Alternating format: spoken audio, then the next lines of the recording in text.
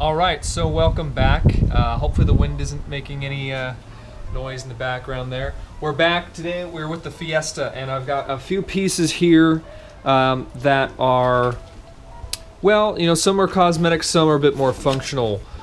So starting off, I've got some, and most of these are care of one Ron Miller from Whoosh Motorsports. If you're not familiar with him, his website, or his work, go check it out now. I'll get back to this in a second. I'll put it right here. I'll link it in the description. He makes awesome products, and he also carries a ton of products as well for a number of different cars, but especially for the Fiesta ST and Focus ST chassis. A lot of really cool bits, including these. He doesn't make these, but he carries them. These are actually, let me see, make sure I got the right side here. That's right, smoked LED turn signals. So should be pretty cool. They're sequential, which means you know, it's got an LED strip and it's going to go kind of like that, kind of like Mustangs if you've ever seen them when I turn the turn signals on. And also we have a short shift. They call it a short shift kit. Basically moves the pickup point of the shift linkage. You know, there's different 15 and 25% reduction percentages, and then also some aluminum shifter bracket bushings as well, both of which will go in this general area down there, but also I've got a couple bits inside the car. Like I mentioned, I have a short shifter that I'm putting in, but also, and with front-wheel drive cars, there's kind of two halves usually of the shifting mechanism. There's the linkage in front, which is where that shift kit goes, and then there's also the actual shifter itself. Now, I'm not necessarily going to be doing anything with the shifter itself here, but if I carefully pop this up here, just to give you a visual reference, and also as an explanation for what I'm going to show you next, I'll get to this in a second. There's the shifter under here, and you know, there's linkages and such there. There are companies that make shifters that go here, but I didn't decide to go with that route. But I did decide to change up the shift knob situation here. So this is the stock pieces, and consists of the knob and the reverse lockout. Now, if you notice, I have an aftermarket reverse lockout here, and a couple other bits as well. Let me take this off.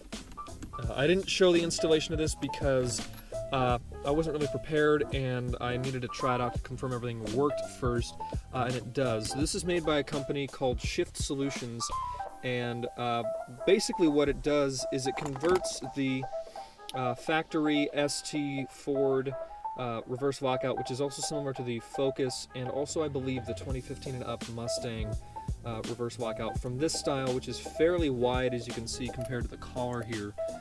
It's basically the same as the bottom part of the collar all the way up here, and it converts it to this more narrow style. This is actually a style that basically converts it to essentially the same dimensions as a 2015 and up WRX, or also the FRS, BRZ, GT86 type lockout, which allows two things. One, you can get it in different styles, so I got the piano black, basic gloss black.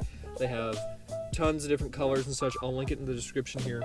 But also getting the slim style. They also have a stock style, just instead of plastic, it's aluminum, and with different color options. But I want the slim style to get that WRX dimension conversion.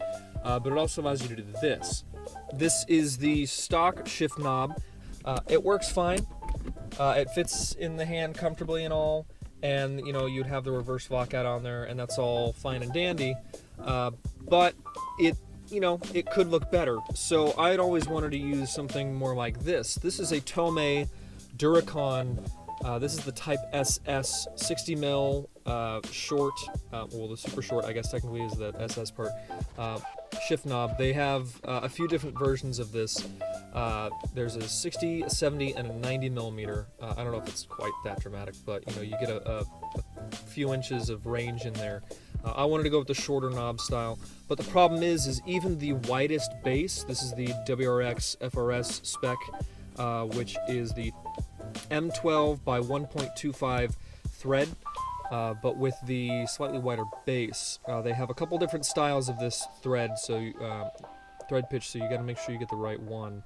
Sorry, they have M10 by 1.25 and M12 by 1.25, in the 60 mil size, but only the M12 by 1.25 fits in this configuration for this car. And the only reason it does is because I have this conversion lockout here. As you can see, you know, if I pop the spring out of the stock lockout, normally this would be far too big to fit here. And what I realized was before I installed the lockout and I just had the stock one on there, it would fit on, but it would basically screw all the way down on top of it, and the lockout wouldn't actually come up. It would just sit there underneath the knob, and there's no way you would be able to get it in reverse. So basically this allows you to, you know, just install the knob as you would on, say, like a WRX or an FRS. There's your reverse and 1 through 6, and it's great. It looks good. I don't have the sticker little badge on there just yet because I have another piece that actually changes the orientation, so I didn't want to put it in the wrong spot. Shift Solutions also makes these. They're shift extensions. They have a couple sizes and options. This is the 1-inch. They also have a 3-inch, but the 1-inch I believe has a couple more options. There's a couple different colors and such you can get. I just got the, it's like a anodized black, or kind of like a, it's like a light wrinkle finish. It's nothing crazy. It's a little bit of a grainy texture, but it's not too rough, and I think it's a good contrast. It kind of goes with the matte black pieces in the interior, and I have some gloss black up here to match the piano black here, but since I kind of have this triple black setup going on now, I might get a different shift boot later on with some red stitching in it maybe. There's a couple companies that offer that. But basically I thought that the stock knob, which sits at about the same height that this knob does without the extension, you know, somewhere about here, I just thought it was a little bit low and could be, you know, good to have it be a little closer. So I spec'd their extension in the same thread pitch, top and bottom, because you can spec it in a few different thread pitches on each end. So I wanted to be able to make sure that if I needed to, I could still have options basically.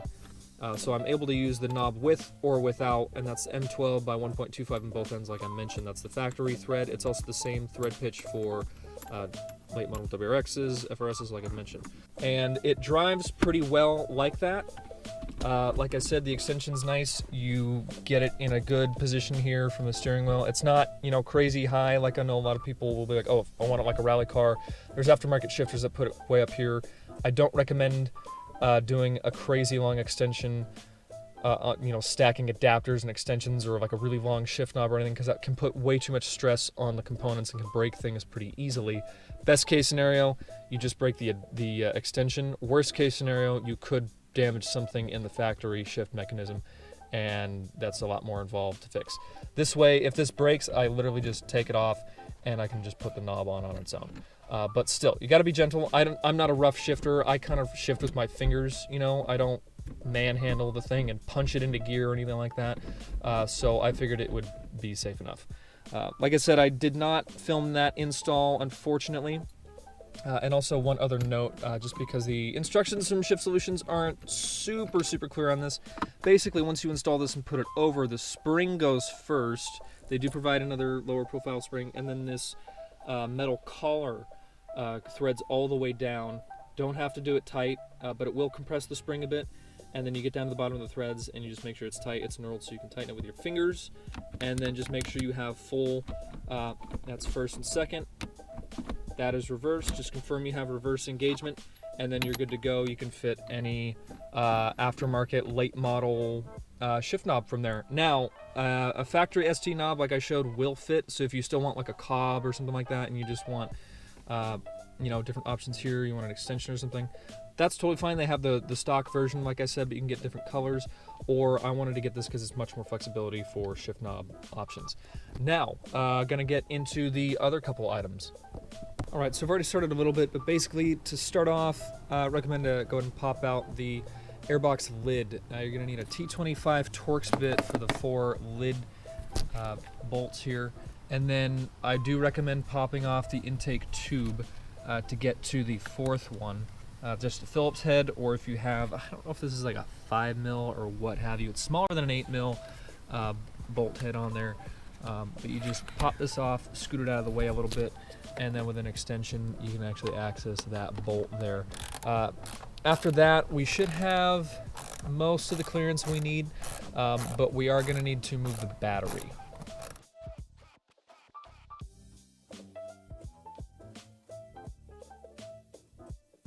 Alright, so just another couple extra steps here. I do recommend actually to go ahead and pop off the other end of the intake tube so you can swing that out of the way. Then you're going to have to actually, to get the tray out, go ahead and carefully undo you push down this little black tab and then pull this gray kind of lever latch toward you. And this is the ECU connections, which are on the side of the battery box. There's a top one and a bottom one. Bottom one, the latch is in the bottom. You have to push in and then pull that gray piece toward you. Then, if you carefully push these lines over, you'll have access here. What we're going to be dealing with are the transmission, basically the cable, shift cables are right here. We're going to be popping this out here and then undoing the bracket in the back. And basically, you're going to use 2 screwdrivers. You want to get them both up underneath and pop it straight up. Use a little bit of force. You don't have to use a whole lot. Pops right off. And then, if you'll notice, this little ball joint here is going to match up with our short shift kit right here. And basically, we're going to take this apart, and it's going to clamp over this main shift arm right here and replace that pickup point here. And again, we have the option of 2 different reductions. I think I'm going to go ahead and go for the shortest reduction right off the bat. The reason being, I do have that shifter extension installed already, and that's going to extend the throw because, you know, basic geometry. By making it longer this way, it does make the throw longer, so I'm going to go ahead and go for the shortest. Your mileage may vary, depends on what your setup is. If you're stock, you might want it not quite that short, but it just depends. So before we attach the short shifter here, that's probably going to be my last step down here, because like I mentioned, we do have our bushings here. Now, one more quick note, you will have to take off this other cable. I'm not sure if I mentioned that. And there's these 2 bolts in the front, and you can see actually with those 2 off, you see this motion here. Now that's because there's one more in the back here that's vertical like this, one more end of the bracket. That one's gonna have to come off as well. And that's basically the deflection that we're looking at removing by changing out these bushings. So just wanted to show that example. Let's go ahead and get that last one off. Right, so generally people pop the cables off the bracket, but 2 things. I think I can access these. Yeah, I can go ahead and pop these out by hand. There's a little collar in there, and then the bushing should just pop right out. You just kind of squeeze it out one side of the hole, and there's your bushing. Now, I have heard on later model cars, supposedly these are better than the earlier ones. The earlier ones are like black rubber, and these are, I don't think it's a polyurethane or anything like that, but it didn't seem bad. But as you can see, there was still deflection, and that's why these are 2-piece, basically to mimic the shape, but to fit that much tighter in there. And we're also going to be getting rid of this collar as well. Now, there is a fatter side and a narrower side. I'm just going to confirm which side goes in first here. So it does appear that the narrower side, which is going to have the bigger opening, is going to go on the bottom, and that'll fill that hole. And then the other side will meet it. I've already got the rear bushing in. What I did was I got the bracket in place with that hole and the bracket lined up with the hole in the transmission, and I put the first half of the bushing in place.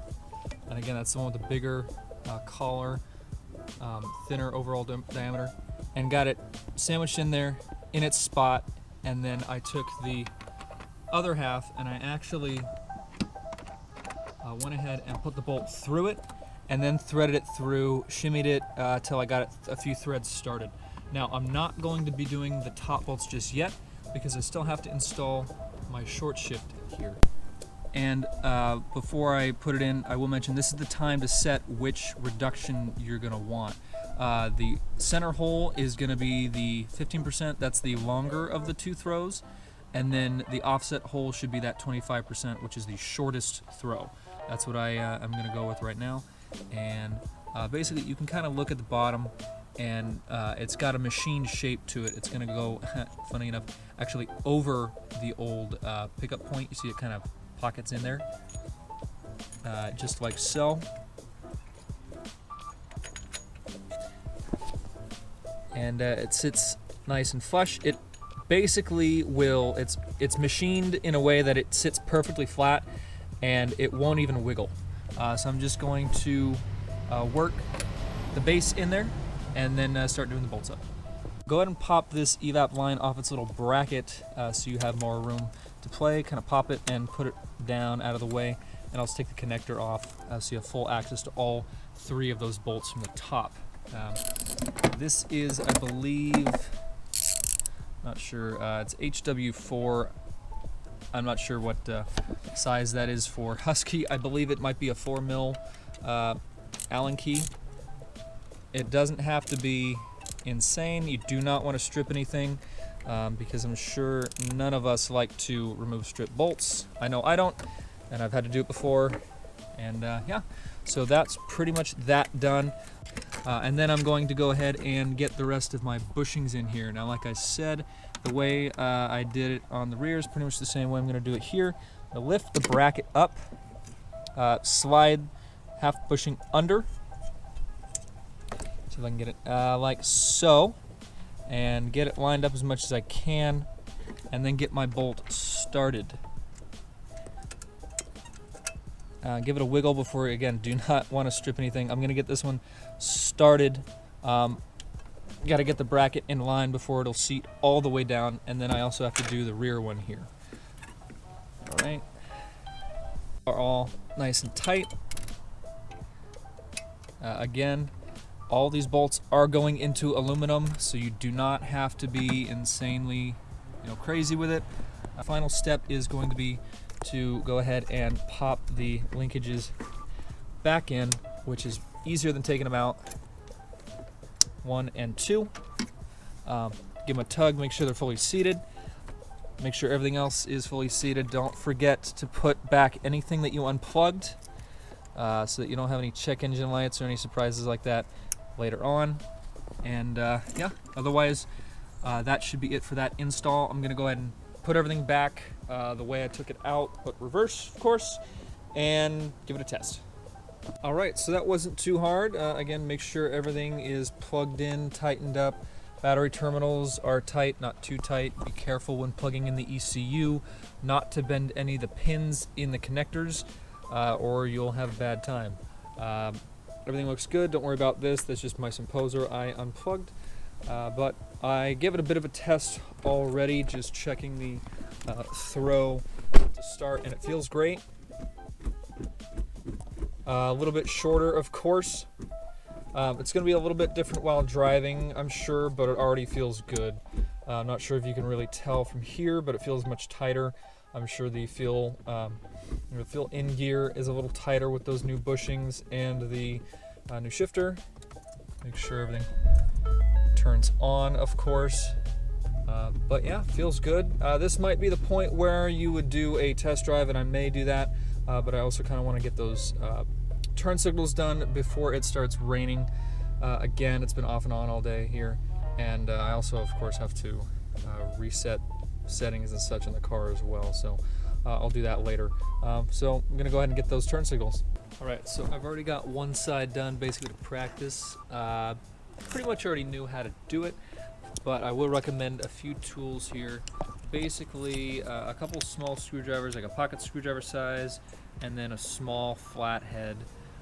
And then it can be as long as you like, but do recommend one that's fairly flat and kind of narrow, just not like a big thick one. And then a hook tool, especially because basically the way you're going to do this is you're going to want to point the mirror all the way down to start, and that's going to expose a few clips. There's 1, 2, and then 3, and the hook is for the little cover that goes over the third hook, and you literally just hook it, yank it off. It comes forward pretty easy, but to get it off the rest of the way, you really do kind of have to just pop it. All right, so there you go. As you can see, it doesn't have any tabs or anything on it really. but I would recommend kind of getting the hook in from this angle and kind of prying it out this way. Just be careful, you don't want to mess up the mirror. You know, you don't want to put pressure on it, so while you're in there, don't press down and, you know, kind of do one of those. For the rest of the clips, it can be a bit tricky. Basically, their tabs are going to be pushing up and pushing back. The other side took a lot more pressure than I thought it would, so definitely want to have two hands, and you know, it's going to take a little bit of work. The kit does come with this pry tool right over here. It's not the greatest thing in the world, but you might be able to use that to get it in this gap here and to help kind of, like I said, it's not the best tool, but kind of get in this gap and kind of pry this piece a little bit to try to pull this cap off. Basically, this colored cap is what we're going to be pulling this way. Be careful, there is another clip on the inside here. You don't want to like go like this with it. You want to try to go straight, kind of back, kind of an angle this way a little bit, but you got to get those clips off first. Once you get that cap popped, you're left with this, and you, like I said, make sure there's that one other clip you want to be careful with, and you're just going to kind of go that way with it. You can see how thin these clips are in here. You know, I had luck with basically putting the screwdriver in and kind of popping it a little bit. You got to be careful though, like I said. You don't want to catch, it caught the edge of the mirror just a little bit and took a chip off. I'm very, very lucky it didn't actually break the glass and like break it off. You can get replacement pieces of glass, but you know, who wants to deal with that? And also, don't do what I did and make sure you catch the mirror. It already has some other damage on it from unrelated things, so it's not the end of the world, but it did get a couple chips there. So be careful, try to catch it, and like I said, be careful of all those tabs. Now, turn signal itself has one little tab in here. You just pinch it, and it's going to kind of pop out like this. It's got a couple little edges that kind of catch there. And then, really easy, the bulb really just comes straight out. It's a little rubber boot here, and just pull it straight out. And you're not going to use the bulb at all. And basically this piece is done. You can save it. I saved the bulbs, of course, but the new piece is going to sit in the same spot. There's kind of a little lip. You know, I left the protective film on, but I did peel the edge up just to get it to fit in, so it didn't get caught in between anything. And then you're going to plug in the lead here, just like it were a light bulb, and pops right in there. I'll show that in a second. Pops right in there, and you kind of just tuck it in here. Just make sure the cords, the cables aren't bent or going to tear on anything. Like I said, make sure you get that film out of the way. This edge sits in nicely there, and then you pop the little tab in there, but make sure it stays. And there's these little tabs on the bottom, like I mentioned. Those go above. Pop this in. That tab retains everything, and then once you have the cap on there, it'll hold it a little bit tighter as well. Make sure that this edge is in as far as you can get it into the body of the mirror there, and everything should hold itself in pretty good. Put the cap back on, give it a squeeze, make sure you hear a couple pops, double check these tabs are all seated. You should see them sitting down, not just floating there. You want to make sure they're up and over the edge. I didn't bother putting this little cap back in because honestly I don't know why it's there. Save it. That was right in the box. What a shot. Go ahead and peel your film off. And we're done. Now for a test. Go ahead and pop the hazards on. And look at that. Pretty sweet. Not bad at all. I've got LED bulbs in the front too, so those are pretty bright. But I like that. I like that a lot. It's got a clean little look to it. And you know, it's not the brightest thing, but it is basically a smoked lens. It is DOT rated, so you know it should be decent quality. You know, there is one thing with this gap here versus this side. Sorry about the wind. I do believe this side, no, they're about the same. Honestly, I'm not really worried about that. My main concern was to make sure everything fit uniformly and didn't have like a big bulging weird look to it, or you know, it didn't sit flush down here or something. But it's all pretty even. Both sides are even, and it's number one, not in danger of falling off. There's no rattle, so cool. Pretty happy with that. Probably gonna go on a test drive, test out that short shift kit. Big thanks to Ron again from Whoosh Motorsports. Again, if you haven't checked him out, definitely do so. And you know, he's got some great products that he makes himself, as well as carries a lot of other products from Cobb, Mountoon, you name it, as well as for several different cars, not just STs. I think he has some SRT4 parts on there as well as a few other models. So go check him out, and we'll see you the next time.